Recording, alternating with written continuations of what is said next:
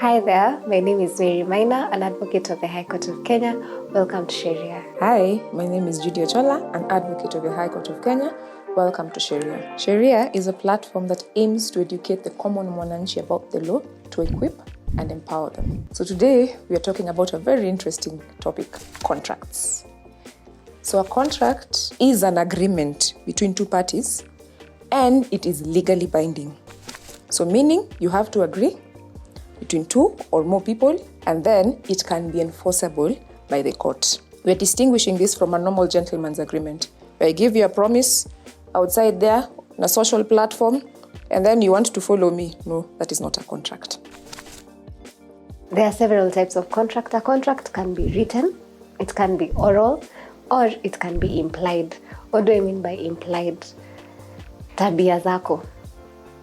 How you usually do your things. So inaweza kuwa I usually pay you every 10th of the month for something, or you usually deliver something in this kind of way, and I usually accept. I have never spoken, I have never objected to receiving those goods. So I have impliedly accepted that kind of delivery of those goods. So baadaye nikikuja kusema no, I don't like how, but I've been doing it for 10 years. So in that way there's an implied contract yenye iko hapo katikati. So there are essentials of a valid contract. First of all, it comes down to the parties. These parties, they have to have the capacity to enter into the contract. What do I mean? Have they reached 18 years? Huku Kenya, 18 years ndio you're considered an adult. So are you 18 years and above? Are you also of sound mind? Are you able to reasonably think? Reasonably tu, si lazima ukwe IQ iko huko juu. Ama ukwe ni tu ile a reasonable person. Are you okay mentally to show that unaweza make a decision? So if you have the ability to make a decision, you're of sound mind, and at least you're 18 years and above, you have the capacity to enter into that contract. The second thing is there has to be an offer and an acceptance. Let's take a contract for the sale of goods, for example. There has to be an offer to buy the goods, and then the acceptance to sell the goods. So for instance, umeweka tu vitu hapo we unauza vitu, so umezieka hapo. What you're doing ni una invite mtu anunue, and then once they come, they pick it up and bring it to you. Akwe nataka kununua hii. That's when now the offer is given, and then you, by accepting the money, you've accepted that you've accepted to sell whatever good or merchandise that is. So there has to be an offer and an acceptance. There also has to be consideration. What do I mean by consideration? Each party kuna kitu anapeana. Again, let's use the sale of something. Ama the sale of land, for instance. The consideration hapo ni the purchase price. Huyu anapeana, kuna huyu anapeana land, huyu ananunua na pesa. So that money is what we call the consideration. So hakuna mahali mnaingia and this party is not giving out anything. There has to be that proof of consideration for it to be a valid enforceable contract by the courts. Another aspect is it has to be, the subject matter has to be legal. What does that mean? You can't come together and agree to rob a bank and put it down in writing that on such and such a date, you and I have agreed that we shall rob this bank. Ndio tutagawana hivi pesa, and you're very serious. You're very serious about it. No, you can't. The subject matter or whatever it is you're agreeing, ama kama ni a sale of goods, a sale of goods contract, you can't agree to purchase something that's illegal. Ati we are going to buy 10 kgs of marijuana. No, you can't come and enforce that in a court of law. Another element for your contract to be considered valid and enforceable by the courts is there has to be the presence of consent from both parties. You can't be forced to enter into a contract. that invalidates that contract. Meaning, hawezi pushiwa, you can't be coerced, threatened, sijui nini, kufanywa, you sign a document. That thing, if you can prove that that was the case, it automatically invalidates that contract. Also, we also look at the format of a contract. There are some contracts whereby the law guides how they will be drafted. Basically, for instance, like an employment contract, in the Employment Act, which is part of the laws that govern employment, labor laws, we have a section or several sections that provide for what should be put in an employment contract. So if it does not follow that kind of format, then it's not a valid contract, so to speak. We also have the intention to be legally bound. She has spoken of a gentleman's agreement. Ile, ndakufanya hivi, ukifanya hivi. That one, there is no intention to be legally bound. But there is one whereby you even, she'll talk about, I think we'll talk about later about the clauses in a contract. We'll see that there is a clause whereby we say this kind of law will apply. That means both parties are aware and are willing to approach the courts to be able to deal with this particular contract or the issues that arise from this contract. That means you have the intention to be legally bound by this contract. So now, nataka uchukue pen na pencil na kitabu na kupatia essential clauses zenye unafaa uweke kwa contract. So unataka kuandika contract yako. One thing you put is the date. At the top, of course, umeandika topic. A contract may be for the sale of a motor vehicle. And then you start with the date. This contract is made on the day of 2024. That is the date yenye mnaingia kwa contract. So number 1. Then 2, una describe parties. So you describe party A and party B. Huyu anauza, huyu ananunua. So the seller and the buyer. Clause number 3, what are we selling? A liter, subject matter. I'm selling to you a motor vehicle, a Mercedes S-Class, black, ama silver. Unaiweka hapo hivyo. We have described the subject matter. Then alisema, consideration. Labda, I'm being given this Mercedes as a gift. I'm not complaining. I write their consideration, love and affection, because I've not been given any sort of money. Or if I'm buying it at 3 million, that is still consideration. Then we also put the performance of the parties. What am I supposed to do? How am I supposed to, for example, make the payments? Ndio ni make sure hii Mercedes imekuja kwangu. How are you supposed to deliver it to me? So what are your duties as party A? What are my duties as party B? We also have a termination clause. Termination is what would amount to e-contract iishe. Venye inaweza kwa tukosane kwa sababu hii contract. Maybe umeniletea Mercedes ya black na mimi nilikuwa nataka Mercedes ya white because I'm a baby girl. That's a problem. It leads to termination of a contract. And then, just before we end, kumbuka there's some contracts where you have to sign when you tunaita execution and you put a date. Then there are others, it must be witnessed. For example, contracts to do with land. You must witness, and this witness most of the time is usually an advocate. The next, governing law.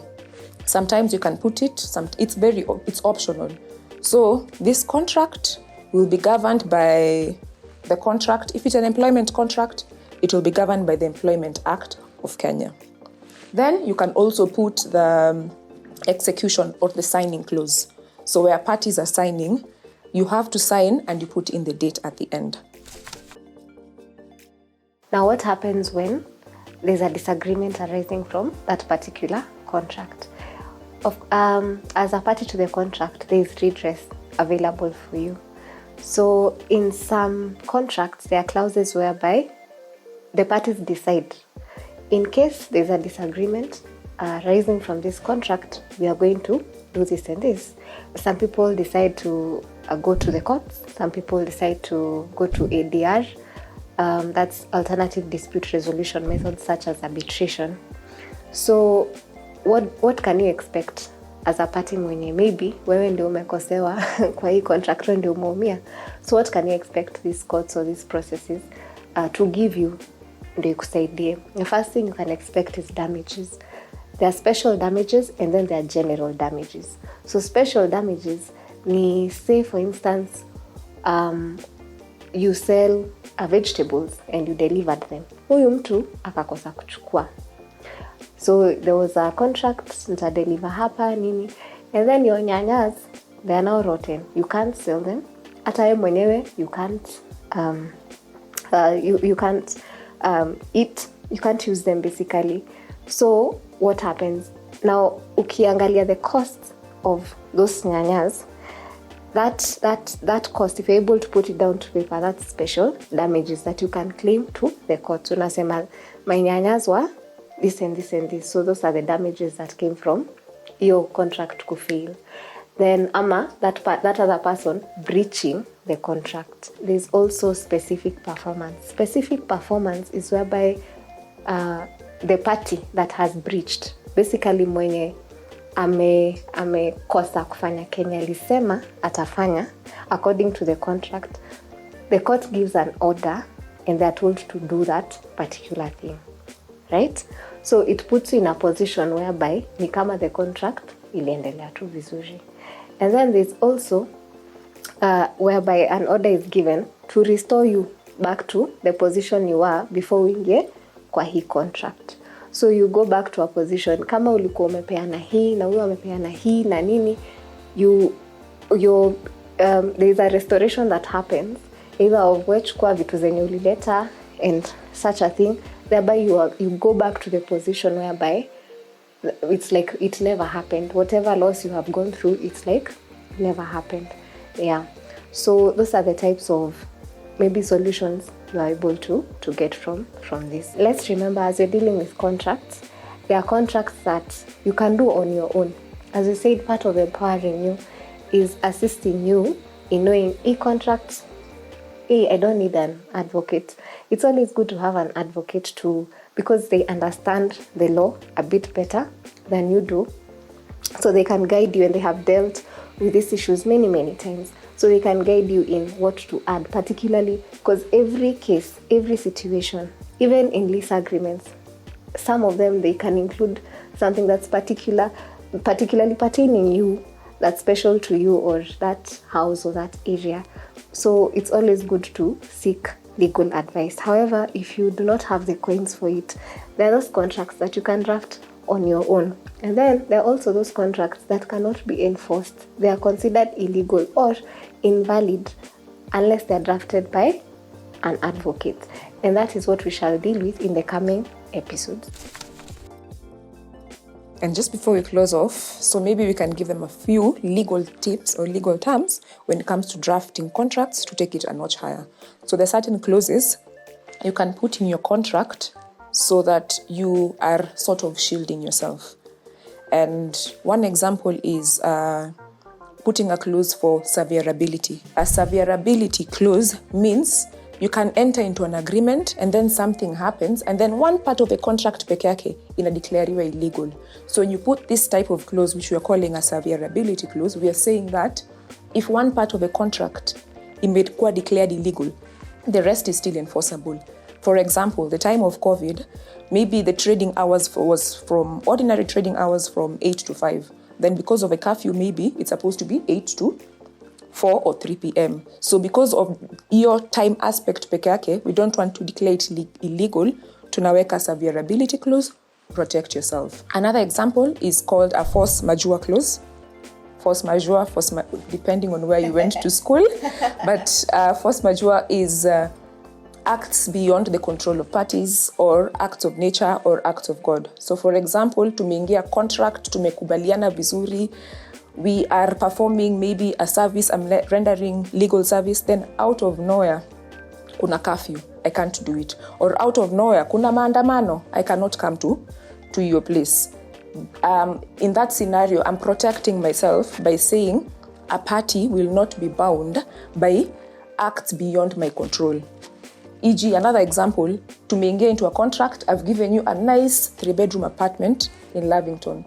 Then God forbid, but kuna earthquake, your shamba may disappear. You can't hold me accountable, I can't even hold you accountable because it is beyond the two of us. Another example is when you've maybe entered into a contract where you're a farmer and you're supposed to deliver this amount of maize to that client at this particular time. Alafu, kuna drought. And you see, with the way the climate right now is unpredictable, kuna drought, you're unable to deliver that amount of maize as you had promised in the agreement. So that kind of clause really safeguards you and prevents them from coming in seeking damages from you. Yeah. Another one I've just remembered, we have the entirety clause. And entirety clause means before tuingie kwa hii contract, labda tulikuwa tumekubaliana huko nje, nafanya A, unafanya B, C and D. And then we now sit down, we change our terms. Kwa hizi terms, itasema entirety inasema whatever we have agreed on ndio itakuwa binding kwa hii contract yenye tumeandika chini. If by any chance tulikubaliana something else outside that contract, it will not be binding. It is only that what we have put in writing. We also have to remember that written contracts, they are more effective than oral contracts. So if you had orally agreed on something, alafu you write a contract on the same subject, what is said in the written contract surpasses what was said in the oral agreement. Yeah. Disclaimer, as we are going through this, remember not all contracts must be in writing. Unaweza ingia into a contract, umenitumia text, nikasema, I want these goods delivered tomorrow, maybe from Carrefour. Then Carrefour delivers. Then we have not gone into a written agreement. That contract actually is binding. So tunataka kusema, sio contract zote ni lazima tuandike document A plus B plus C plus D. Kumbuka tulisema, as per the law of contracts, kuna zingine ni lazima uandike, e.g. a land. But there are others, if it is just by word of mouth, it can still be enforceable. Or if it is just a simple contract, especially where pesa sio mingi sana, though relativity ya pesa, pia tunaweza argue about, but in short natry kusema kuna contracts zenye, even via a text message, as long as nimekubali, both parties wamekubali, it can still be binding. And to add on to that, even in such a text message, you can see that the important elements of a contract are still present. The parties are clear, the consideration is clear, mmesema huwa ananilipa hii pesa, the date is clear, mmesema I'd like it by this time, the whatever is being done is clear. If it's a service, it's clear. I want to, photography, hii siku hapa, and then the photographer will be like, it will cost this much. So you see, those aspects, those elements of a contract are clear. So si lazima mkwe mmeandikiana chini ona, ame-execute hapana. And you see the consent can be seen because both of them are open. You can see the conversation is flowing. So those aspects, those elements are very, very clear. So when it goes to court, that's when you can challenge that contract on those aspects. So what we would advise is, if you're able to bring it, especially on that money issue, if pesa ni mingi and you're dealing with something anyway, the value is quite high, it's always good to reduce that agreement into a written contract, and where you can kindly seek legal advice. And always have a record of your documents. Please. Always have a record of your documents. Even if it is just the text, itakusaidia. Sana. We have tried to introduce you to what a general contract is. Sasa unaelewa what a contract is.